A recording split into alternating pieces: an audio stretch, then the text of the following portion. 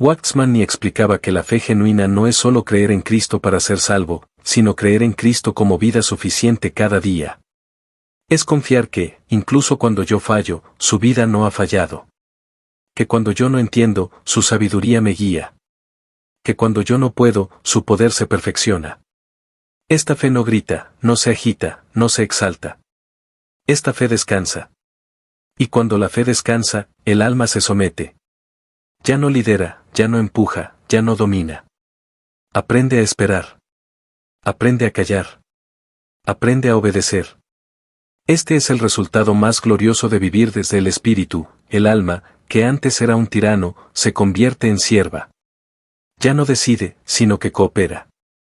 Ya no se impone, sino que se rinde. Ya no estorba, sino que sigue. Waxman decía que cuando el alma es gobernada por el espíritu, entonces el creyente experimenta verdadera armonía interior. El caos se convierte en orden. La confusión en claridad. El esfuerzo en gracia. Y así, cada parte del ser comienza a alinearse bajo el gobierno de Cristo. Este orden espiritual transforma la vida cotidiana. Ya no se ora como una carga, sino como un fluir. Ya no se sirve como una obligación, sino como un gozo. Ya no se lucha por ser santo, sino que se permite que Cristo viva su santidad. Ya no se corre tras el éxito espiritual, sino que se permanece en la fidelidad. Waxman enseñaba que el creyente espiritual no se impresiona por las apariencias, porque ha aprendido a discernir la fuente.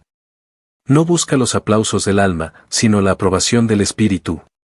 No busca hacer mucho, sino hacer lo que el Señor le pide. No busca ser visto, sino estar en comunión. Y esta comunión es el mayor tesoro. No una emoción, no una idea, no un momento. Es una relación viva con el Cristo resucitado que habita en el Espíritu. Es la conciencia continua de su presencia. Es vivir sabiendo que Él está allí, que Él gobierna, que Él guía. Es saber que ya no se trata de mí, ni de mi historia, ni de mi desempeño, sino de su vida en mí. Y eso es suficiente. Waxman concluía que el verdadero descanso espiritual no está en dejar de trabajar, sino en dejar de hacerlo por uno mismo. Y cuando el alma aprende eso, todo cambia. Porque Cristo no es solo un Salvador para el futuro, sino una vida presente, continua, abundante. Cuando un creyente comienza a vivir verdaderamente desde el Espíritu, descubre que muchas de las tensiones que lo agobiaban ya no tienen el mismo peso. Las exigencias que antes lo aplastaban pierden su fuerza. La comparación con otros, las expectativas autoimpuestas, el sentido de insuficiencia, todo eso se disuelve cuando el alma se rinde y el espíritu gobierna. Porque en ese estado, la vida ya no se vive hacia afuera, buscando aprobación, resultados o validación, sino desde adentro, en comunión con Cristo. Waxman enseñaba que la madurez espiritual no consiste en tener menos debilidades humanas, sino en tener una dependencia más profunda del Espíritu de Cristo. A medida que uno madura, no se vuelve más autosuficiente, sino más consciente de su incapacidad sin Él.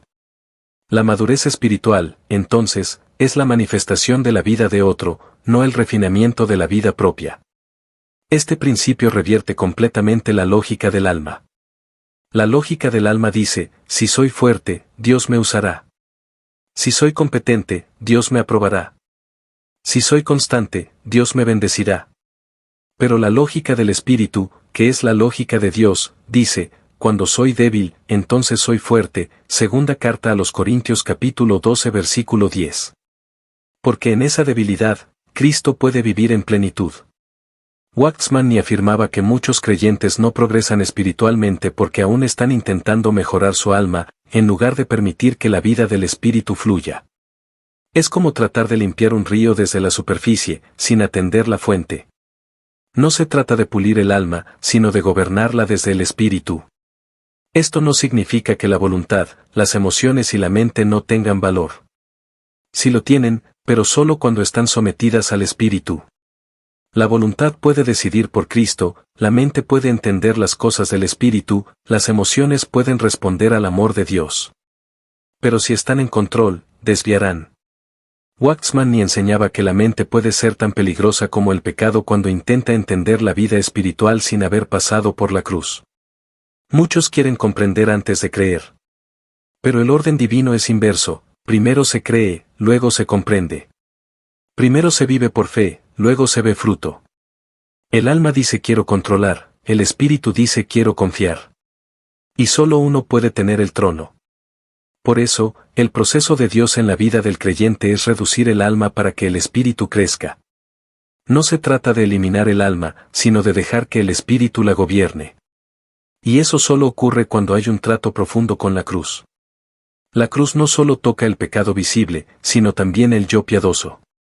Ese yo que dice yo haré esto para Dios, yo seré más santo, yo mejoraré. Waxman ni decía que lo más difícil de rendir no es el pecado, sino el yo. Porque el pecado sabemos que es enemigo. Pero el yo pretende ser amigo. El yo espiritualizado, religioso, reformado, es el enemigo más sutil. Ese yo que ora largo, pero sin comunión. Que lee la Biblia mucho, pero sin revelación. Que sirve intensamente, pero sin reposo. Ese yo que parece piadoso, pero no ha muerto. Cuando ese yo es expuesto, el alma entra en crisis. Porque por años ha sido el centro. Y ahora, al ser reducida, no sabe cómo actuar. Se siente inútil, incapaz, vacía. Pero esa vaciedad es la antesala del reposo. Waxman ni explicaba que el alma necesita llegar a su fin para que el espíritu comience a gobernar con libertad. Cuando ya no sabes qué hacer, dónde ir, cómo continuar, entonces estás listo. Porque ahora ya no vivirás tú. Cristo vivirá en ti. Y esa es la vida cristiana genuina, una vida que no depende de lo que haces, sino de lo que eres en Él. No se trata de correr más, sino de habitar. No de producir, sino de permanecer. No de lograr, sino de recibir. Y esto afecta cada esfera de la vida. El trabajo, el ministerio, la familia, el trato con otros. Ya no actúas desde la presión, sino desde la paz. Ya no te mueves por reacción, sino por dirección. Ya no decides desde la ansiedad, sino desde la quietud. Porque has aprendido a esperar en el espíritu. Waxman ni enseñaba que el hombre espiritual no actúa rápido. Discierne. Ora. Espera. Y solo se mueve cuando el espíritu lo impulsa. Ese ritmo puede parecer lento para el alma, pero es preciso para Dios. El alma quiere hacer mucho, el espíritu quiere hacer lo que Dios pide. Y ese es el verdadero fruto. El alma quiere resultados, pero Dios quiere formación. El alma quiere eficiencia, pero Dios quiere obediencia. El alma busca multiplicación, pero Dios busca comunión. Waxman ni enseñaba que el propósito de Dios nunca fue tener muchos obreros activos, sino muchos hijos que expresen su Hijo. Por eso, vivir desde el Espíritu no te hará más visible, pero te hará más real. No te llevará a plataformas más grandes, pero sí a comunión más profunda. No aumentará tus méritos, pero sí tu fruto. Y ese fruto no es para impresionar, sino para glorificar a Cristo. Y cuando una persona vive así, no solo su alma es gobernada, sino que su entorno es afectado. Otros comienzan a notar algo diferente, hay vida. No solo doctrina, no solo emociones, no solo disciplina. Vida. Porque donde hay espíritu, hay vida. Como dice la segunda carta a los Corintios capítulo 3 versículo 6, porque la letra mata, mas el espíritu vivifica. No es cuanto sabes, sino cuanto has permitido que el espíritu vivifique. No es cuanto hablas de Cristo, sino cuanto de Cristo se expresa en tu andar. Y eso solo se logra viviendo desde el espíritu. Por último, Waxman ni afirmaba que Dios quiere un pueblo que no solo predique a Cristo, sino que lo viva. Y no lo vivirá por fuerza, ni por sabiduría, ni por disciplina. Lo vivirá desde el espíritu. Esa es la meta de Dios. Ese es su propósito eterno, tener hijos que expresen la vida del primogénito, no por imitación, sino por participación. Que vivan no desde el alma, sino desde la fuente interna, desde la vida que ya les fue dada.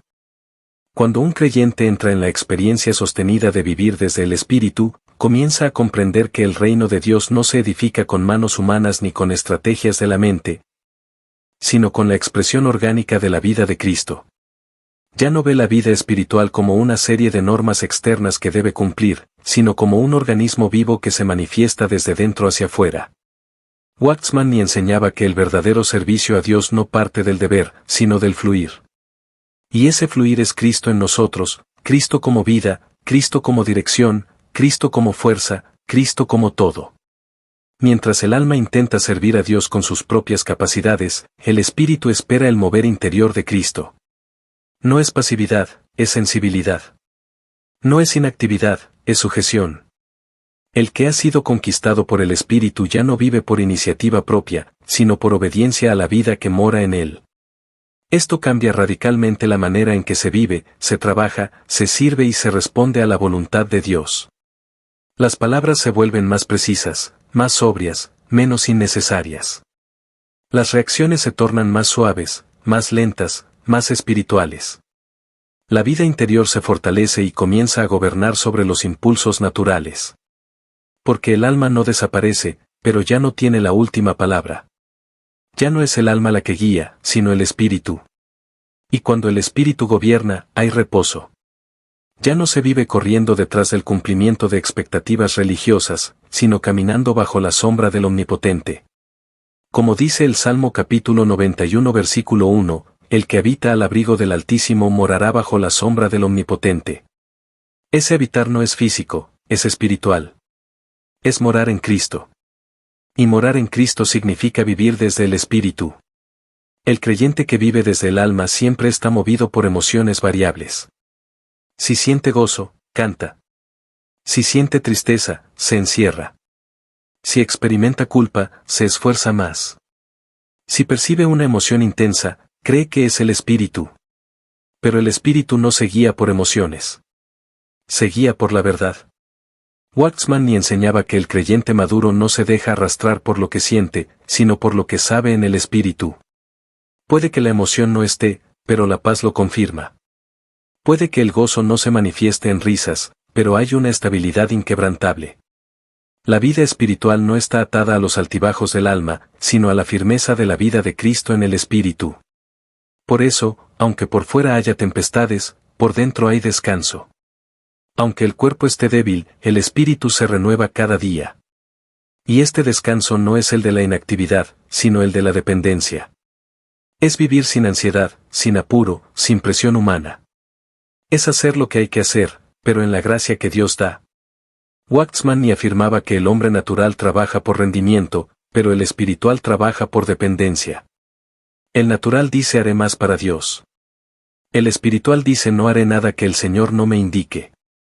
Uno se afana, el otro espera.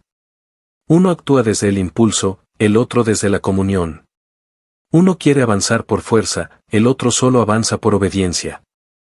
Y este es el mayor fruto de una vida gobernada por el Espíritu, no produce más actividades, sino más expresión de Cristo. Esto se ve claramente en el ministerio, en la vida de iglesia, en el servicio. ¿Cuántos líderes están hoy cansados, vacíos, aunque siguen trabajando? ¿Cuántos obreros se sienten estancados, a pesar de su esfuerzo constante? ¿Cuántos hermanos sirven por años sin ver fruto verdadero? Y todo esto no porque estén alejados de Dios, sino porque no han aprendido a vivir desde el Espíritu.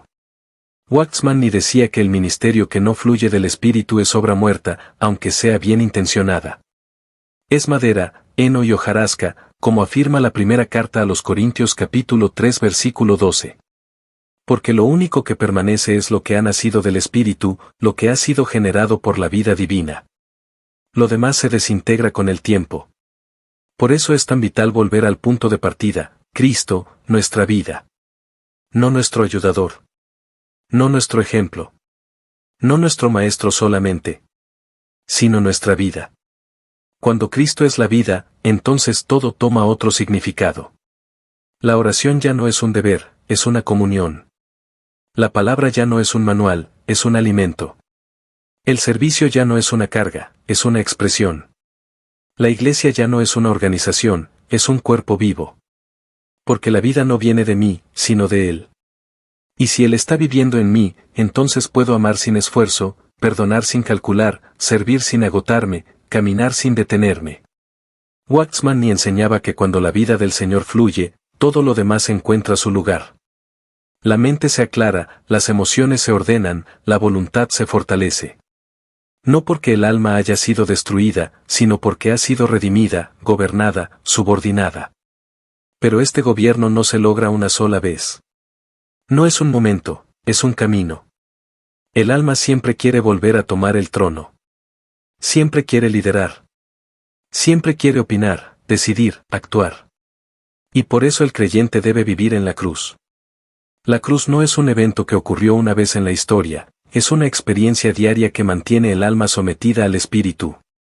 Waxman afirmaba que el creyente que no vive crucificado vuelve inevitablemente al esfuerzo.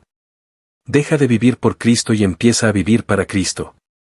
Deja de descansar en la vida divina y comienza a operar desde la vida natural. Y aunque al principio no se nota, con el tiempo aparecen los frutos, cansancio, frustración, sequedad, confusión. Pero si el alma permanece en la cruz, el espíritu gobierna. Y si el espíritu gobierna, la vida fluye. Y si la vida fluye, Dios se expresa. Y si Dios se expresa, entonces su propósito eterno se cumple. No en grandes eventos, no en multitudes reunidas, no en plataformas visibles, sino en vidas comunes llenas de una vida extraordinaria. Waxman decía que Dios no busca hombres fuertes, sino hombres entregados. No busca mujeres con grandes talentos, sino mujeres en quienes su hijo pueda vivir. Porque al final, lo único que importa no es lo que hicimos, sino cuanto de Cristo fue expresado en nuestra vida. Vivir desde el Espíritu no solo transforma nuestra experiencia personal, sino que impacta directa y silenciosamente todo nuestro entorno. Porque la vida que fluye desde el Espíritu no es otra que la vida del mismo Cristo, y donde quiera que esa vida toca, algo cambia. No se trata de ser intencionalmente influyentes, ni de tener una personalidad fuerte, ni de llevar un discurso elocuente. Se trata de que Cristo en nosotros sea libre para expresarse, moverse, hablar, amar, corregir, abrazar, consolar, discernir y edificar. Waxman enseñaba que la autoridad espiritual no se impone por volumen, ni por rango, ni por años de experiencia. La autoridad espiritual brota de la vida interior. Es algo que no se puede fingir, ni fabricar. Y es esa autoridad invisible, la de la vida del Hijo de Dios fluyendo sin impedimento, la que transforma hogares, congregaciones, relaciones y naciones enteras sin espectáculo, sin escándalo, sin artificio humano. Esta clase de vida no requiere explicaciones.